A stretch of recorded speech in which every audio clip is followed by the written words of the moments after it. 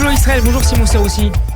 Merci de nous rejoindre, vous êtes le porte-parole de l'ambassade d'Israël à Paris. 2 ministres israéliens étaient en France cette semaine. Bezalel Smotrich, le ministre des Finances dont nous avons parlé à ce micro en milieu de semaine, mais aussi Israël Katz, le ministre de l'Énergie, qui était également dans la capitale. Quel était, Simon Serroussi, l'objet de sa visite ?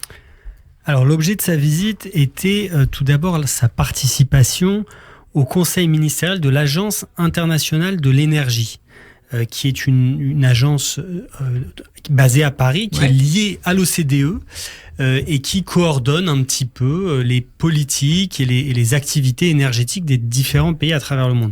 C'était une réunion très importante puisqu'il y avait plusieurs dizaines de ministres de l'énergie du monde entier qui étaient présents dans la capitale pour discuter, pour échanger. Ça traduit le fait qu'Israël est devenu un acteur important en matière énergétique ? C'est évident. Comme vous le savez, le gaz a métamorphosé le secteur énergétique en Israël même, puisque nous sommes maintenant autosuffisants en énergie, ce qui n'était jamais arrivé auparavant. Et en plus, cela nous permet d'exporter dans un contexte très singulier que l'on connaît avec la guerre en Ukraine et où l'Europe est particulièrement demandeuse de gaz.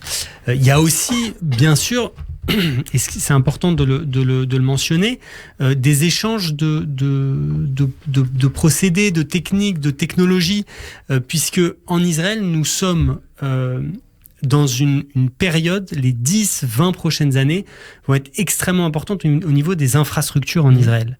On est un pays qui s'est modernisé extrêmement rapidement. Vous le savez, il y a quelques décennies, nous étions encore un pays pauvre. Aujourd'hui, on a un PIB par habitant qui est égal ou supérieur à celui de la France.